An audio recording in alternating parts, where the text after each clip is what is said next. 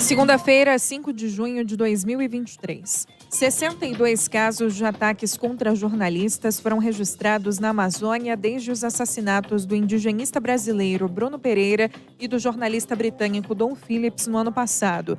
O dado é da organização Repórteres Sem Fronteiras. As vítimas se dividem entre 40 homens, 18 mulheres e 4 equipes. Os dados revelam que em 13 casos de ataque ocorreu agressão física. Os episódios incluem também 5 ameaças de morte, 3 atentados a sedes de veículos e 4 processos judiciais abusivos com decisões arbitrárias contra jornalistas. Os assassinatos de Bruno e Dom completam 1 ano hoje. Mais 2 suspeitos foram indiciados pelas mortes do indigenista Bruno Pereira e do jornalista Dom Phillips. A informação foi revelada pela TV Globo. Apontado como mandante do crime, Rubem Vilar, o Colômbia, e o pescador ilegal Jânio Freitas de Souza já estavam presos por causa de outros crimes. Um fóssil de dinossauro que foi levado de forma irregular do Brasil há quase 30 anos voltou para o país. Ele está abrigado no Ministério da Ciência e Tecnologia. O Ubirajara jubatus é o primeiro dinossauro não aviário com estruturas semelhantes a penas encontrado na América do Sul. Ele viveu há 110 milhões de anos no interior do Ceará. O fóssil foi retirado do Brasil em 1995 e levado para um museu na Alemanha. Mais de 500 pessoas tiveram que ser retiradas das próprias casas em uma província no norte do Equador por causa das fortes chuvas na região.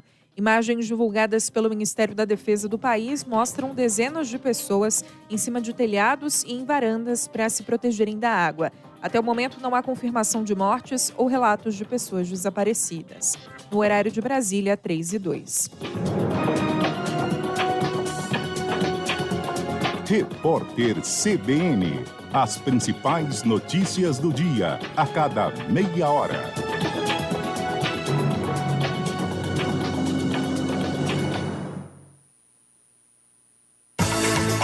CBN Vale do Paraíba, ZYK 661, AM 750 kHz, São José dos Campos, São Paulo.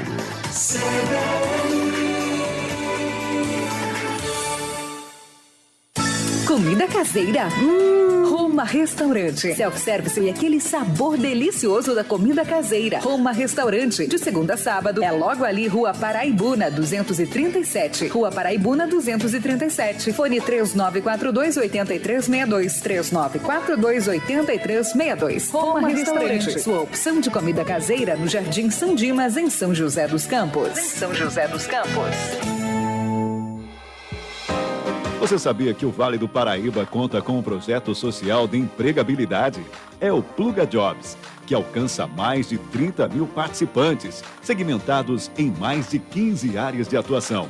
A participação no Pluga Jobs é gratuita. É só se cadastrar para começar a receber as vagas de emprego diretamente no seu WhatsApp. E os recrutadores também participam, divulgando quantas vagas quiserem para um público direcionado, também sem custo algum. Para participar, acesse plugajobs.app/quero fazer parte. A Farmácia Central da Prefeitura agora está atendendo em novo endereço. Anota aí, Avenida Madre Teresa 449, na região central de São José dos Campos, no prédio da Unidade de Especialidades de Saúde, a UES. O horário de atendimento é de segunda a sexta-feira, das 8 da manhã às 5 da tarde. Repetindo, a Farmácia Central da Prefeitura agora está atendendo na Avenida Madre Teresa 449, no prédio da Unidade de Especialidades de Saúde. Mais informações, acesse o site da Prefeitura. Sábado é dia para os ouvintes da CBN Vale conversarem com os melhores profissionais da área da saúde. Você pode fazer perguntas ou pedir orientação, de acordo com o tema de cada programa. CBN Saúde, todos os sábados, às 10 da manhã. Apresentação, Luciana Cherno.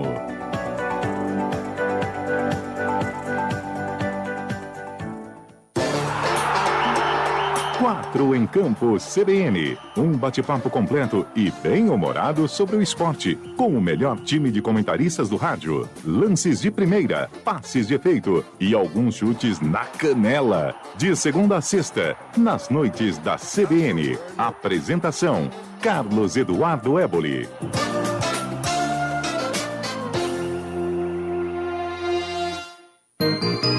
Todos os dias, de segunda a sexta, ouça uma análise aprofundada dos principais fatos do Brasil com um olhar crítico, além da notícia, no CBN em Foco. Carlos Andreasa e Marcela Lorenzeto promovem uma conversa franca, além das aspas, sempre às 9h30 da manhã, logo após o Jornal da CBN.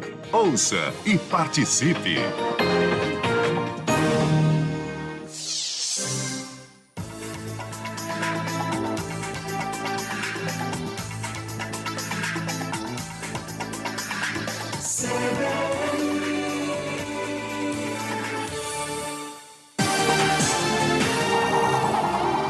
CBN na Rede. Informação, muito bate-papo, educação, empreendedorismo, diversão, cultura, tecnologia. Para você que gosta de estar conectado.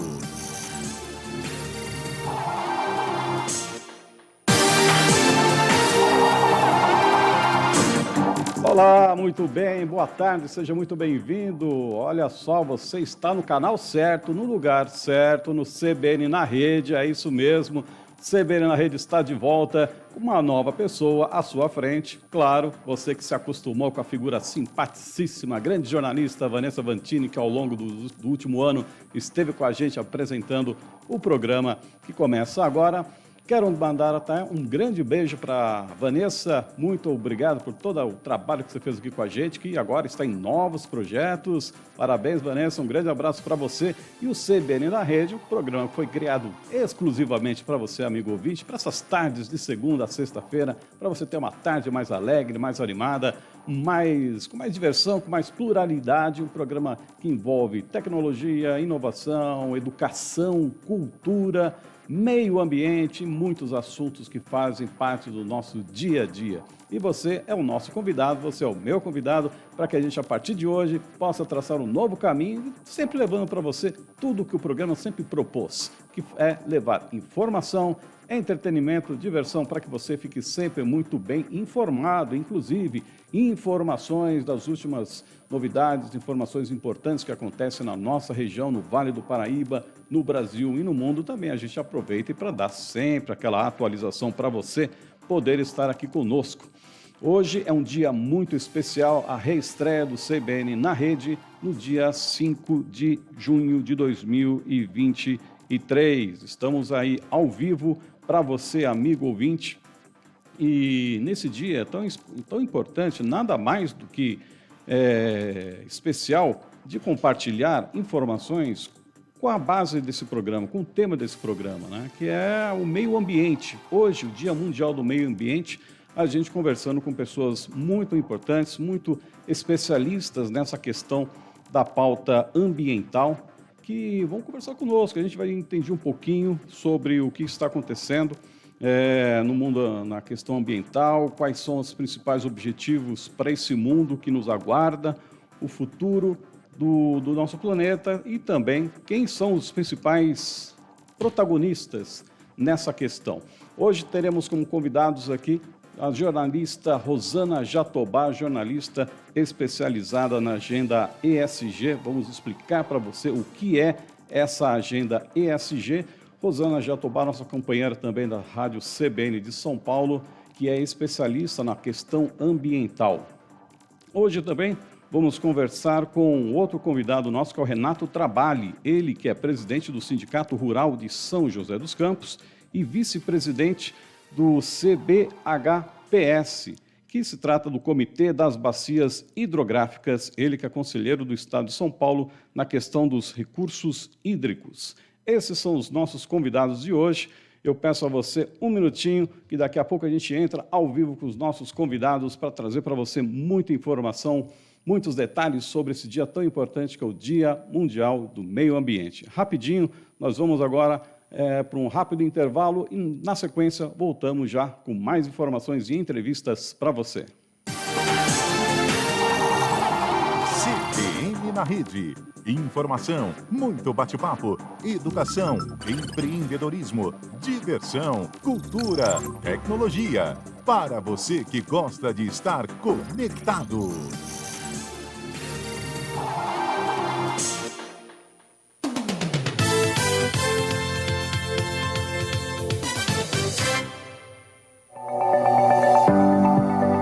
Sábado é dia para os ouvintes da CBN Vale conversarem com os melhores profissionais da área da saúde.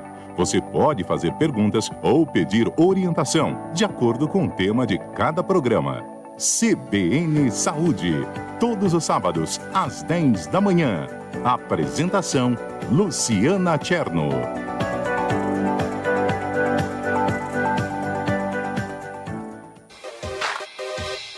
A APS No-Brakes é a única empresa que dá 6 meses de garantia na manutenção de no-brakes e estabilizadores. Acesse apsnobrakes.com.br. APS No-Brakes. Não fique sem energia.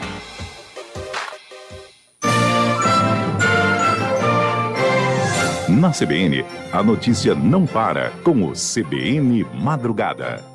Entrevistas, prestação de serviço e os destaques da programação da Central Brasileira de Notícias. CBN Madrugada. Todos os dias de meia-noite às 5. Na CBN. Apresentação, Paulo Galvão.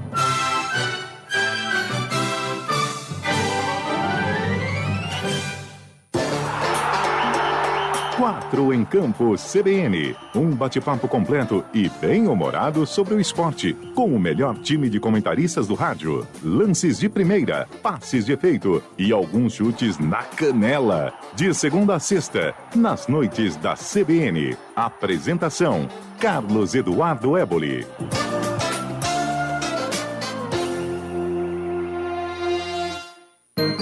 Todos os dias, de segunda a sexta, ouça uma análise aprofundada dos principais fatos do Brasil com um olhar crítico, além da notícia, no CBN em Foco. Carlos Andreasa e Marcela Lorenzeto promovem uma conversa franca, além das aspas, sempre às 9h30 da manhã, logo após o Jornal da CBN. Ouça e participe!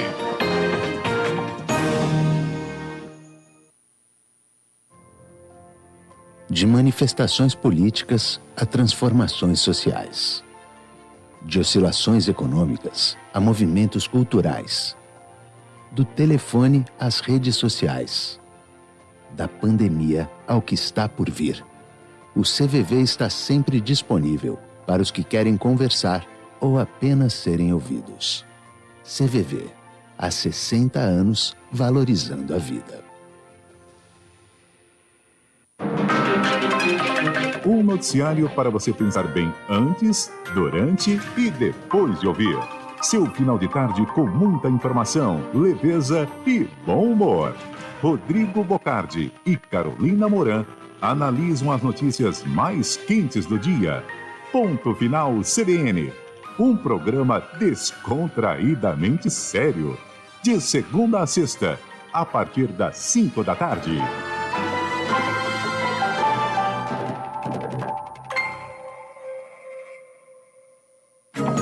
CBN Primeiras Notícias. Acorde para o mundo com a CBN. Trânsito, tempo e temperatura, esporte e os destaques dos jornais de todo o país. De segunda a sexta, no início das manhãs da CBN. Apresentação, Frederico Goulart. Você ligado nos acontecimentos do fim de semana com o CBN Show da Notícia. Nossos repórteres estão nas ruas e trazem a informação ao vivo em todo o país. Além de entrevistas e matérias especiais, porque a notícia não para na CBN. CBN Show da Notícia, aos sábados e domingos, nas tardes da CBN.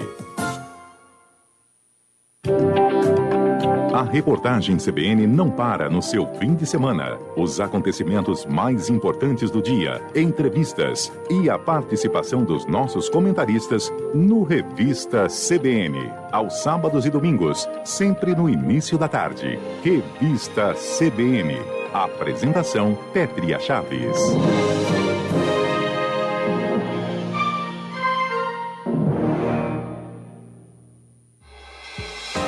Você sabia que o Vale do Paraíba conta com um projeto social de empregabilidade? É o Pluga Jobs, que alcança mais de 30 mil participantes, segmentados em mais de 15 áreas de atuação. A participação no Pluga Jobs é gratuita. É só se cadastrar para começar a receber as vagas de emprego diretamente no seu WhatsApp. E os recrutadores também participam, divulgando quantas vagas quiserem para um público direcionado, também sem custo algum. Para participar, acesse plugajobs.app/quero fazer parte.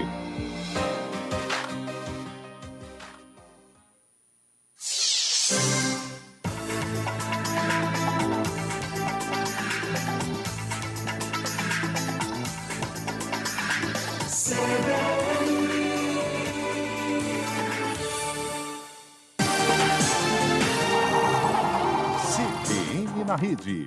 Informação, muito bate-papo, educação, empreendedorismo, diversão, cultura, tecnologia. Para você que gosta de estar conectado.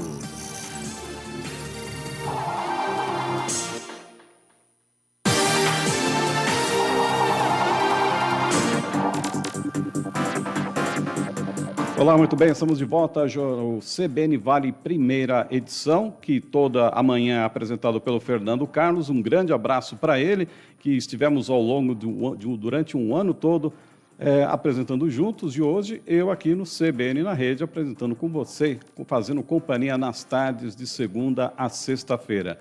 Hoje temos entrevistas especiais, hoje que é um dia muito importante, que é o Dia Mundial do Meio Ambiente, já é pauta, e tem assuntos. Daqui a pouco a gente vai entrar com a entrevista com a nossa colega Rosana Jatobá, e tem vários assuntos que nós já temos aqui separados que vamos discutir ainda sobre esses temas tão importantes assim, sobre o que mexe com o Brasil, com o mundo, com o nosso dia a dia. Edson Ramiro, nosso operador, nos diz que está tudo ok para a nossa transmissão, e eu quero já dar boa tarde, agradecer muito a presença da nossa colega Rosana Jatobá. Muito boa tarde para você, Rosana, por ter aceito esse nosso convite nesse dia tão especial. Oi, Marcelo, boa tarde para você, para os nossos ouvintes. Eu que agradeço poder participar do programa. De fato, hoje é um dia muito especial, né? É o Dia Mundial do Meio Ambiente, uma data que foi instituída pela ONU por ocasião da Conferência de Estocolmo, em 1972. Seria um dia, Marcelo, para a gente comemorar os avanços de preservação ambiental, né, de cuidado com as nossas riquezas, recursos naturais, mas, infelizmente, a gente aqui no Brasil não tem uma história bonita para contar. A despeito de termos vocação natural, de a gente poder ser um líder com relação à agenda verde, infelizmente, a gente não está observando isso. Por isso que a gente está aqui hoje, né, para denunciar e para chamar a todos a uma grande reflexão. Até que ponto, de fato, o Brasil pode ser essa potência que todo mundo espera, pode liderar essa corrida numa jornada sustentável. Exatamente isso que a gente quer conversar com você, porque o Brasil reivindicou, inclusive, a liderança, a participação para sediar a COP30 em Belém, ou seja, reivindicamos uma pauta, existem as chamadas ODS, instituída pela ONU, que são os Objetivos de Desenvolvimento Sustentáveis, né, que a questão é, até 2030, qual o caminho que a gente segue? A gente vai conseguir cumprir essa meta, já que a gente vê tantos desmandos, tantos desvios na política ambiental que foram conquistados, e nesse momento há um ponto de exclamação. Como é que você vê esse caminho até 2030, Rosana? Olha, Marcelo, eu quero te dizer que, infelizmente, esse é um assunto que preocupa muito os analistas da agenda ESG. Essa agenda que defende as melhores práticas sociais, ambientais e de governança para o setor privado, para o mercado financeiro e também, em última instância, para o setor público. Havia toda uma expectativa com o novo governo de que a gente pudesse retomar o protagonismo do Brasil com relação à liderança dos projetos sustentáveis, a liderança verde no mundo, né? O presidente Lula, ainda em campanha, fez importantes contatos com líderes mundiais, disse que o Brasil ia investir pesado em energia renovável, é nossa vocação, fez com que a gente voltasse, por exemplo, a atrair o olhar dos grandes investidores, né? Está aí o Fundo Amazônia, que não nos deixa mentir. Mas o que é que acontece? Nesse momento, a gente vê uma certa inércia, uma certa paralisia, uma letargia, para a gente conseguir, de fato, colocar tudo que está no papel, tudo que está no discurso e transformar em prática. A gente vê hoje grandes retrocessos acontecendo no Brasil, isso em termos políticos, um Congresso que está agindo de forma coesa para esvaziar a pauta ambiental, isso eu falo, por exemplo, na medida que o Congresso tira de 2 importantes ministérios grandes atribuições, o Ministério do Meio Ambiente e o Ministério dos Povos Originários, na medida em que o governo, parte dele, insiste, por exemplo, em explorar petróleo na margem equatorial do Brasil, que vai do Amapá ao Rio Grande do Norte, colocando em risco toda uma rica biodiversidade que existe naquela região, né? Quando poderia, por exemplo, estar investindo forte em energia limpa, no hidrogênio verde, que a gente tem aqui condições de fazer isso de forma realmente grandiosa. Então, o que a gente vê é uma certa preocupação com relação ao grau de compromisso do Brasil com a agenda verde global. Não adianta o presidente sair pelo mundo, contactar grandes líderes, vender a imagem de que o Brasil pode retomar o seu papel de protagonista, de liderança, se aqui dentro a gente não está fazendo o dever de casa. Se a gente não tem, por exemplo, um Congresso aliado, preocupado de fato com a pauta ambiental. Então, isso a gente pode analisar aí várias questões, como, por exemplo, o marco temporal, essa questão da exploração de petróleo na foz do Rio Amazonas, né, que preocupa muito, tantas outras medidas que estão sendo tomadas de forma assodada e que a gente precisa parar e dizer não. A sociedade civil precisa se organizar, os especialistas, os ambientalistas em geral, que a gente está dando aí uma trajetória, um rumo muito preocupante da agenda climática no nosso país. É muito preocupante, como você cita, Rosana, porque é um grande contrassenso, né? Em um dia, o presidente inaugura uma loja de ônibus 100% elétricos, falando que incentivando o uso de energia limpa. No outro dia, durante a semana, a gente vê essa questão, inclusive, do marco temporal, a questão do avanço dessa ideia de explorar petróleo, utilização de energias fósseis, né, para o uso ainda, né? Ou seja, a ideia está muito confuso essa situação. Por um lado, o governo diz que quer energia limpa, do outro lado, Congresso e governo também estão preocupados na exploração da foz do Rio Amazonas. Essa é uma questão muito complicada. Mas, além desse lado, essa é uma questão que tem o lado político, tem a questão de especialistas e a preocupação de todos nós. O que nós, como cidadãos, além do governo, qual que seria o melhor caminho para que ambos pudessem chegar e cada um fazer o seu papel coerente para que a gente consiga chegar até 2030 e ter pelo menos metade, quem sabe, grande parte dos objetivos protocolados pela ONU. Rosana? Olha, Marcelo, eu acredito que a pressão popular é muito importante nesse sentido. Se a sociedade civil se mantiver organizada, cobrando das suas lideranças um posicionamento coerente de respeito aos nossos recursos, de preservação ambiental, de cumprimento das nossas metas, é bom a gente lembrar que o Brasil se comprometeu no Acordo de Paris a reduzir pela metade as suas emissões de gases do efeito estufa.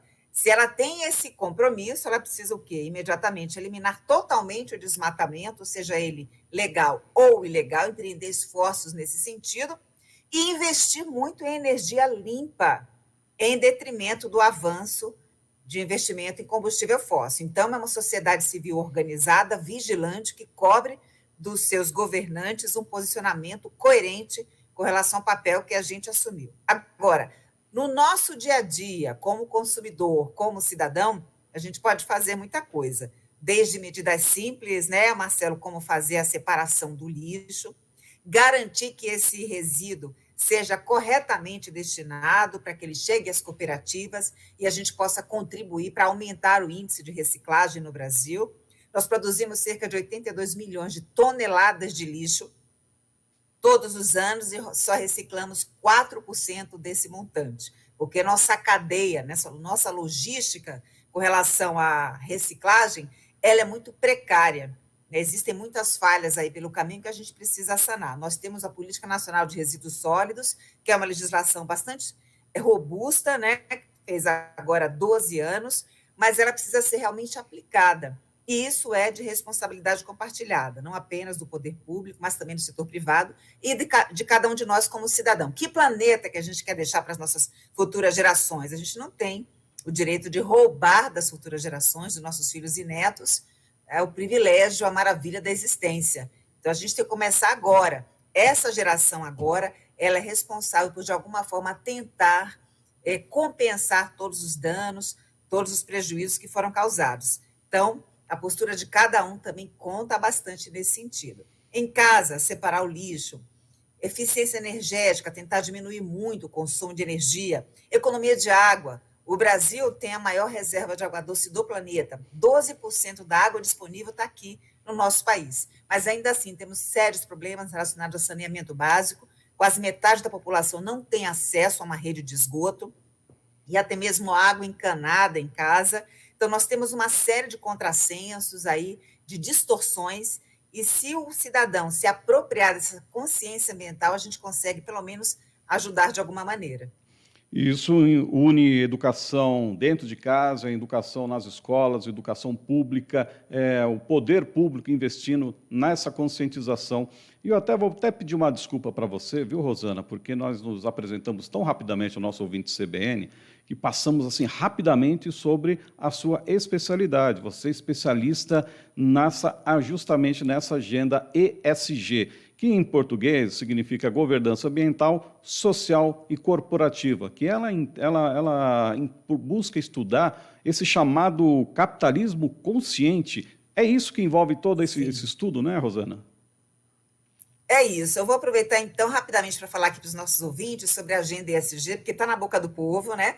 Todo mundo está falando sobre essa sigla. Em inglês é environmental, que é meio ambiente, social, de social, e governance, de governança. São as melhores práticas sociais, ambientais e de governança que precisam ser adotadas, tanto pelo setor privado, quanto pelo setor público, e também por cada um de nós.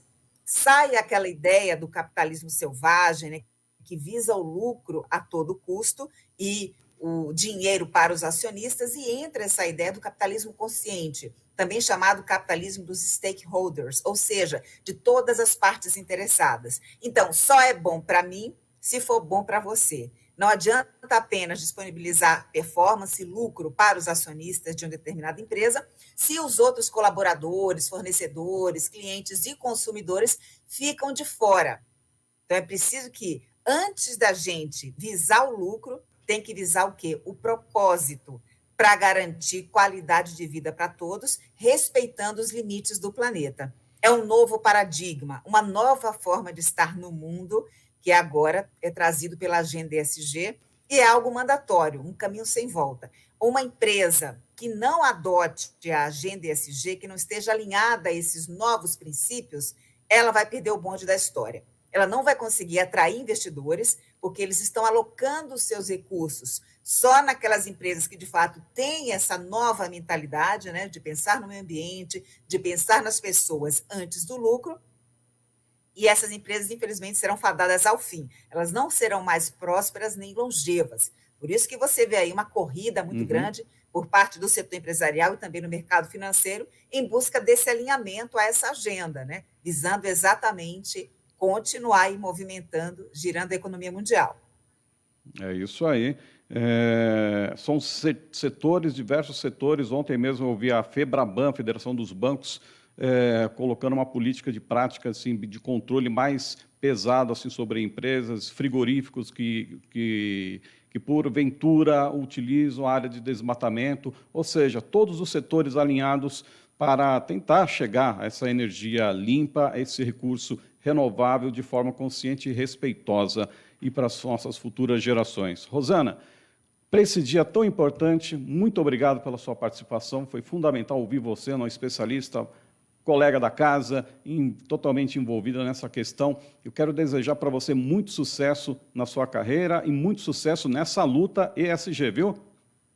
Eu que te agradeço pelo convite e quero deixar um outro convite especial aqui para os nossos ouvintes, né, Marcelo? Acompanhar o CBN Sustentabilidade, esse programa que vai ao ar todos os domingos, 8h10 da manhã, com reprise 10h30 da noite, em que eu entrevisto CEOs, heads de sustentabilidade de grandes empresas, eles trazendo aqui o exemplo inspirador de como eles estão adotando essas melhores práticas. Os resultados são incríveis, a gente já tem grandes avanços, mostra de fato o compromisso do setor privado para a gente conseguir avançar na agenda verde. E eu espero que nesse dia a gente consiga sensibilizar, né, não só os governantes, mas também os empresários e cada um de nós, o cidadão que precisa fazer a sua parte para que a gente possa ter um meio ambiente mais equilibrado e garantir a nossa sobrevivência no planeta aí nos próximos anos, porque não está fácil. A gente já está vendo, né, como o clima está se comportando e como isso pode impactar a vida de todos nós. É isso aí, convite feito. CBN Sustentabilidade com Rosana Jatobá. Muito obrigado e até uma próxima oportunidade, viu? Um beijo para você, para todos os ouvintes e até mais. É isso aí, agora 3h31. Voltamos daqui a pouco com mais CBN na Rede, aqui no Dia Mundial do Meio Ambiente.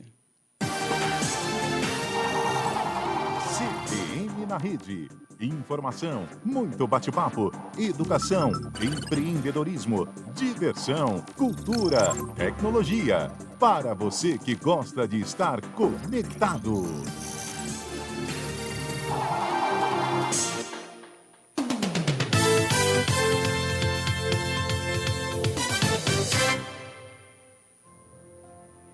De manifestações políticas a transformações sociais. De oscilações econômicas a movimentos culturais. Do telefone às redes sociais. Da pandemia ao que está por vir. O CVV está sempre disponível para os que querem conversar ou apenas serem ouvidos. CVV, há 60 anos valorizando a vida. Você sabia que o Vale do Paraíba conta com um projeto social de empregabilidade?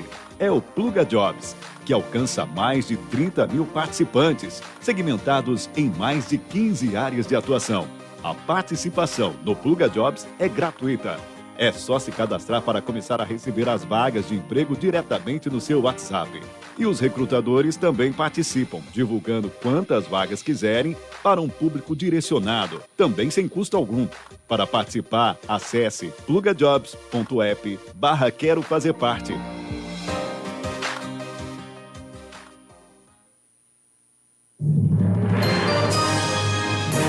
Repórter CBN. Oferecimento Bradesco Seguros. Com você, sempre.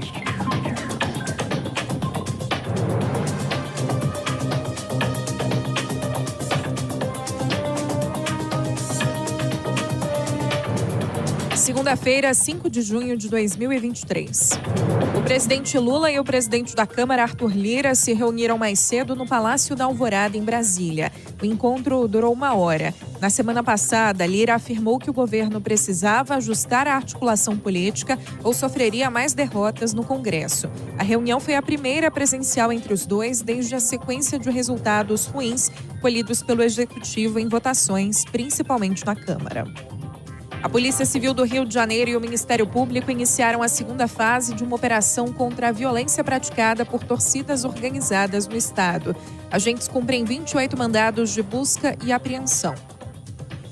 Várias rádios russas transmitiram um falso discurso do presidente Vladimir Putin sobre uma invasão ucraniana. A mensagem falsa anunciava o estabelecimento da lei marcial em regiões próximas à fronteira. O discurso atribuído a Putin também pediu uma mobilização geral para os habitantes evacuarem as cidades.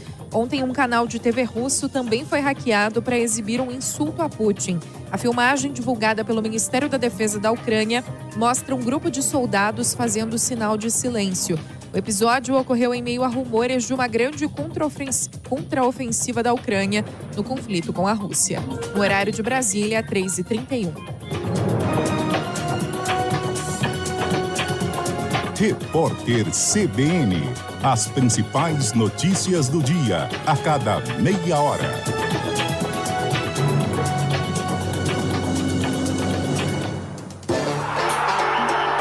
4 em Campo CBN. Um bate-papo completo e bem-humorado sobre o esporte, com o melhor time de comentaristas do rádio. Lances de primeira, passes de efeito e alguns chutes na canela. De segunda a sexta, nas noites da CBN. Apresentação: Carlos Eduardo Éboli.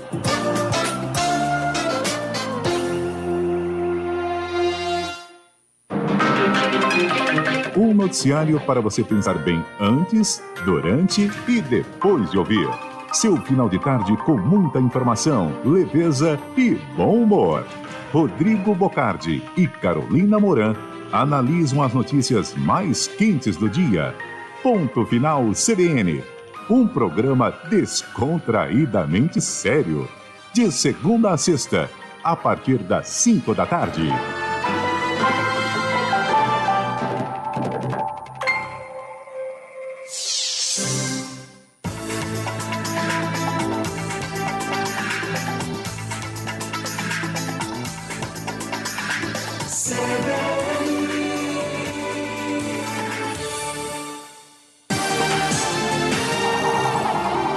CBN na Rede. Informação, muito bate-papo, educação, empreendedorismo, diversão, cultura, tecnologia. Para você que gosta de estar conectado.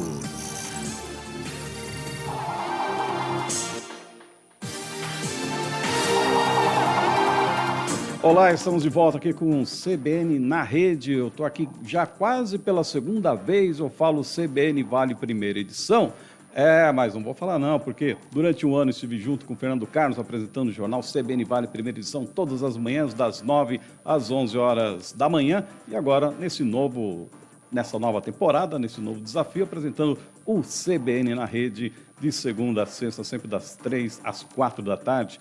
Hoje, dia 5 de junho de 2023, dia muito especial, Dia Mundial do Meio Ambiente. Conversamos há pouco com a nossa colega de São Paulo, da CBN São Paulo, Rosana Chatobá, especialista na agenda ESG.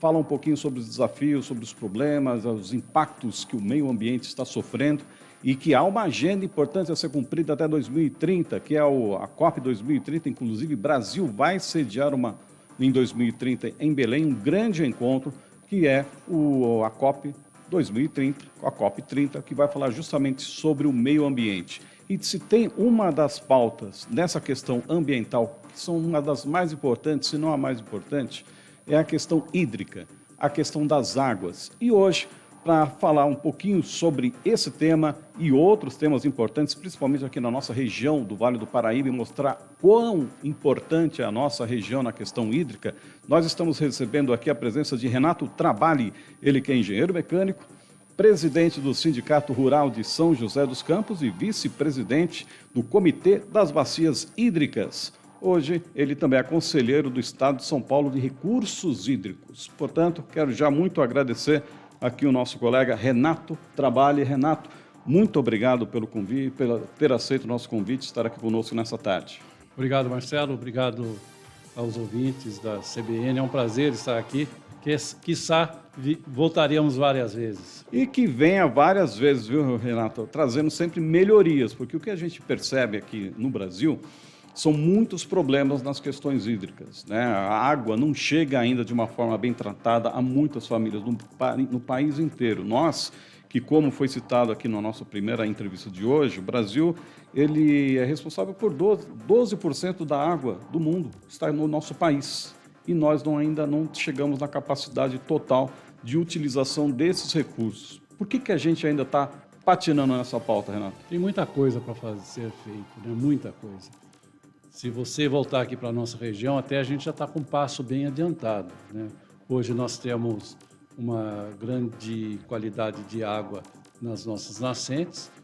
Nós, do Comitê de Bacia, estamos voltados para esses recursos. Em 27 anos de funcionamento do comitê, vamos falar um pouquinho aí do comitê para puxar o assunto da nossa bacia, né? Sim. Do Rio Paraíba. 27 anos de comitê. De 2019 para cá, nós investimos na região 70 milhões de reais. E em reflorestamento já passou dos 10 milhões de reais. Então, isso é um fato inédito. É a recuperação, realmente, o comitê voltado para as necessidades da bacia, tá certo? Nós temos esse dinheiro está à disposição e foram exatamente beneficiando toda a região. E esse dinheiro vai para onde? Então, aí tem todo um processo, tem todo um edital que é aberto, aí vai para as câmaras técnicas do comitê, que são analisadas, e depois passa para a plenária. Para você ter uma ideia, em 2019 e 2020, nós liberamos para o município de Piquete 25 milhões de reais para saneamento. Então, eu vejo o seguinte, você às vezes vê as pequenas cidades, ela não tem como fazer o saneamento, ou é da prefeitura, ou é alguns órgãos municipais, e fica à margem dos grandes municípios ou das grandes concessionárias.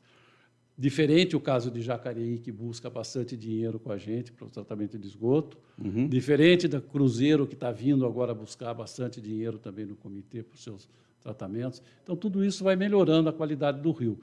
E, olha, eu falo com bastante conhecimento de causa. O rio melhorou muito a qualidade, você pode ter certeza disso. E vamos falar um pouquinho mais sobre a condição do Rio Paraíba, mas antes, para o nosso ouvinte conhecer um pouquinho mais, entender um pouco mais do que nós estamos falando, você é vice-presidente do Comitê das Bacias Hidrográficas. Queria que você explicasse para o nosso ouvinte o que é esse comitê, por quem ele é formado e a quem ele atende. O comitê é formado por, vamos dizer assim, 3 entes definidos em legislação, tá certo?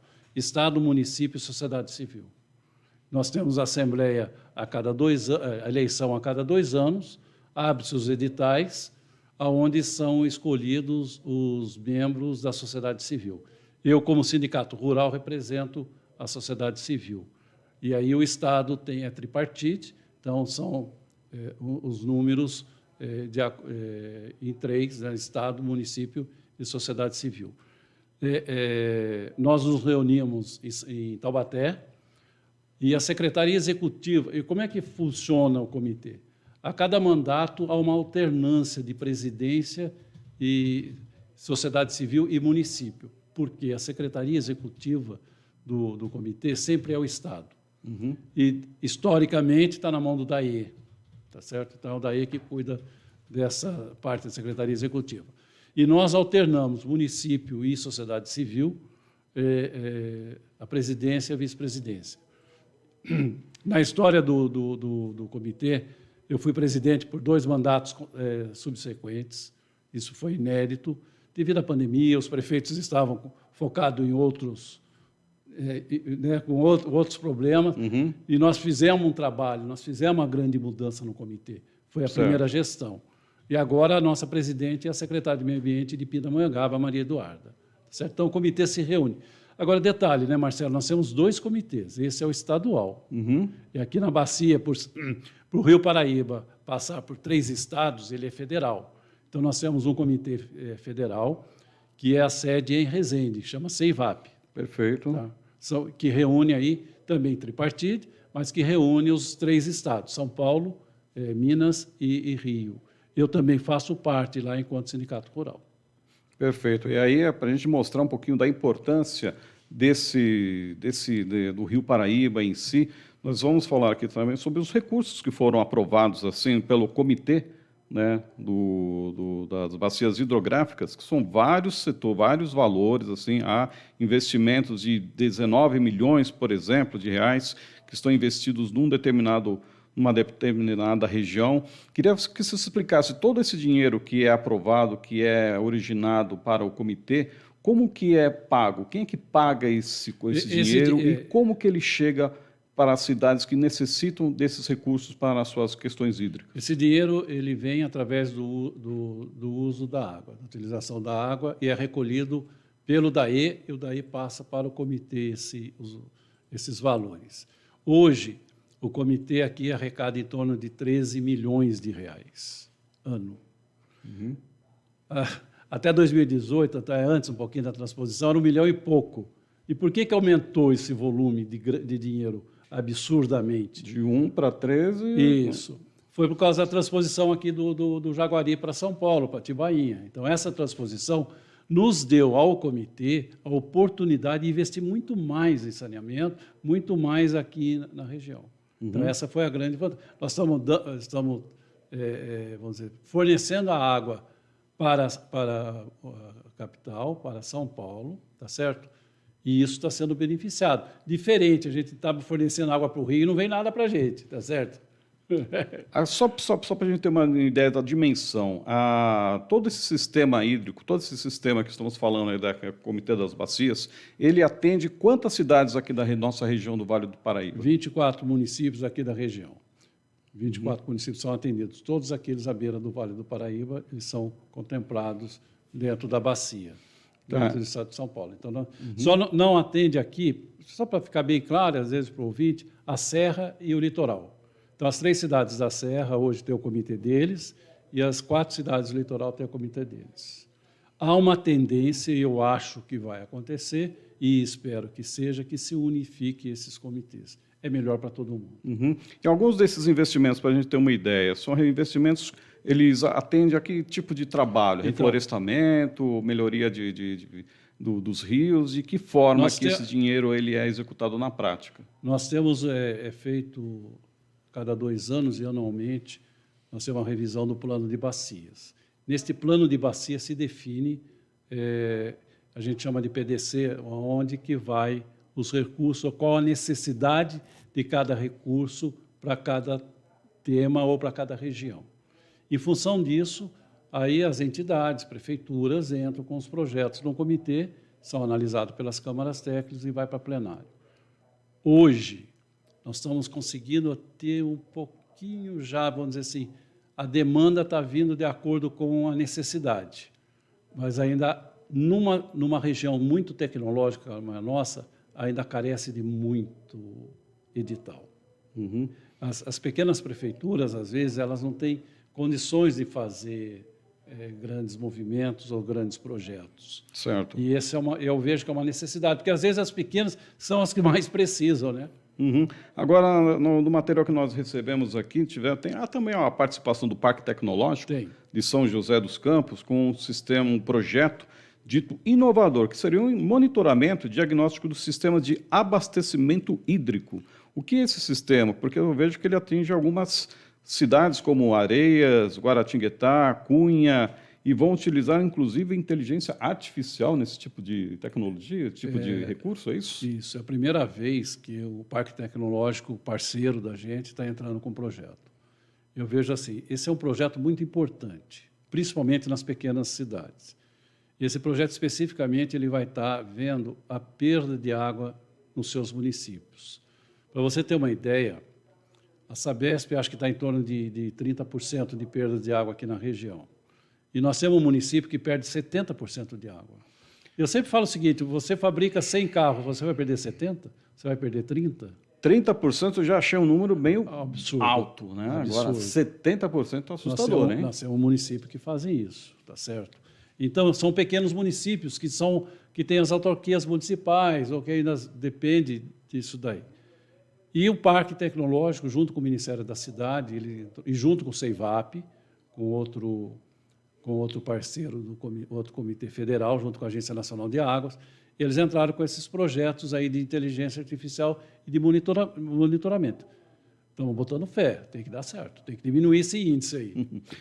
Tem que diminuir porque é o seguinte, nós estamos aí com essa pauta, nós comentamos aí logo no comecinho, que nós temos um pacto, um acordo mundial de melhoramento, de diminuição de desmatamento, melhor uso dos recursos hídricos, e nós temos aí o Instituto Trata Brasil, que hoje trouxe números assim preocupantes sobre a utilização da água, sobre o uso de esgoto para a população, muito aquém ainda do necessário.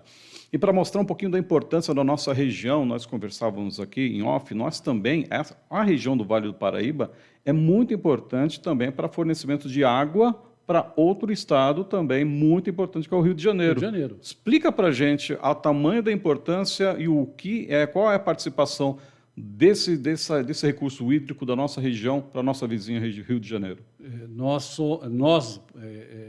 temos que fornecer para o Rio de Janeiro 190 metros cúbicos por segundo. Esses números, às vezes, a gente se perde.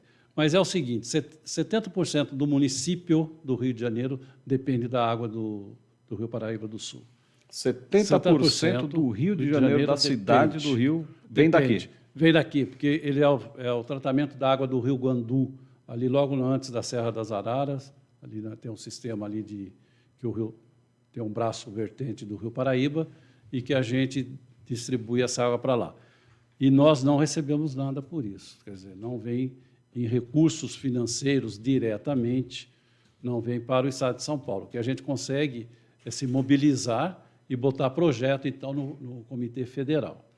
Agora, Marcelo, você está falando nós estamos falando da importância desse rio, né? Ele também, recentemente, ele manda água para a cidade de São Paulo, via essa transposição que houve de Santa Isabel para Atibainha.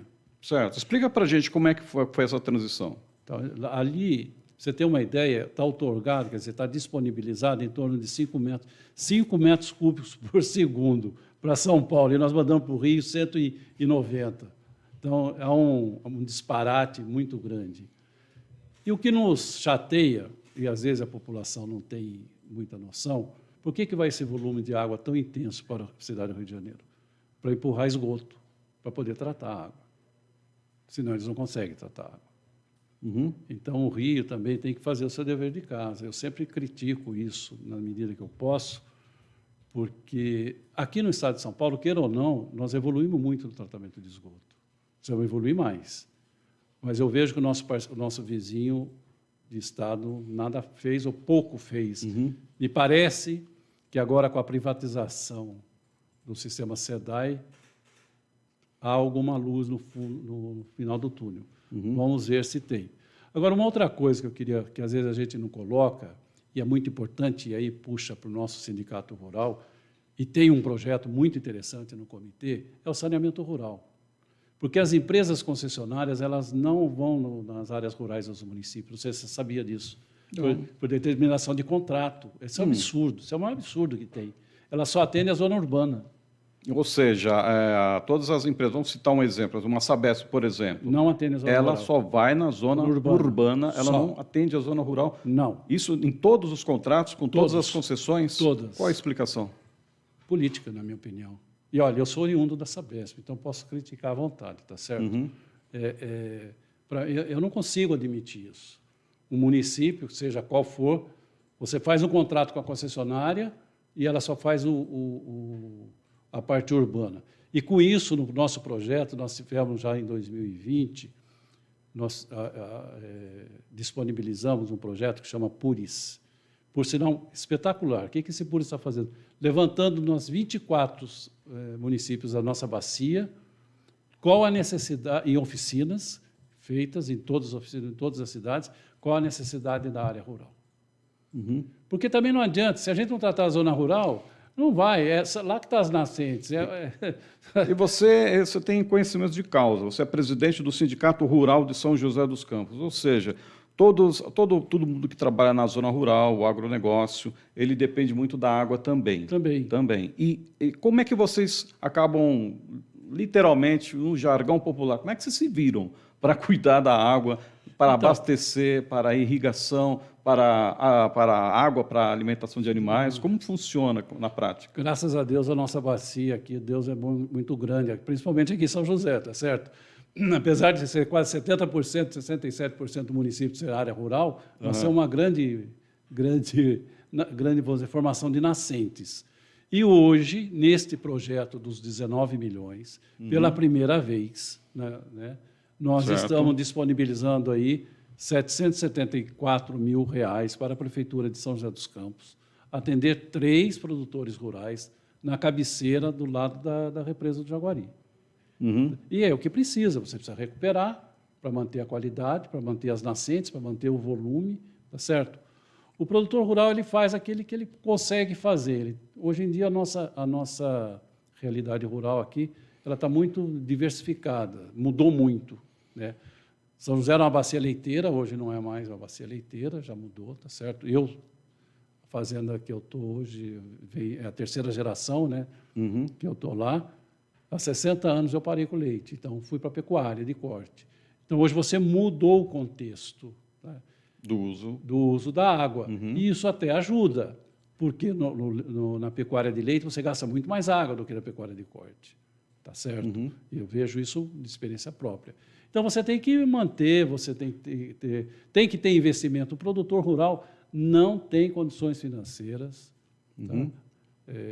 A gente está numa região onde são pequenos, médios, pouquíssimos grandes produtores rurais. Pouquíssimos têm condições financeiras de fazer um reflorestamento. Tem essa importância muito grande, porque também tem uma outra questão. Estamos vivendo hoje no momento em que há muito esse debate sobre o agronegócio. Alguns elementos do agronegócio danificarem a terra, ou fazerem grilagem, ou usarem um mau uso da terra, o desmatamento, mas a grande e absoluta maioria que a gente sabe são pessoas que querem ter, porque elas dependem da terra, dependem da água, e nada mais óbvio, nada mais reconfortante do que a pessoa ter um controle responsável sobre aquele terreno que ela está utilizando. Mas para isso também precisa de tecnologia, precisa de gente pensante, leis e recursos. Né? E recursos. Pra você ter uma ideia, o Sindicato Rural de Cruzeiro está na vanguarda disso. Ele já pegou vários projetos e eles estão fazendo vários reflorestamentos lá. Eu acho que já lá na região de Cruzeiro e Cachoeira Paulista, eles já estão em torno de R$4 milhões só de reflorestamento. Agora, aqui, nossa região, a gente ainda tem um caminho muito grande a trilhar, muito grande. Renato, rapidinho, estamos chegando ao final do nosso CBN na Rede de estreia, só para você ver como é rápido o nosso programa. Qual o grande desafio, qual o grande benefício, o que você vê que o comitê ainda pode dar de benefício aqui para a região do Vale do Paraíba?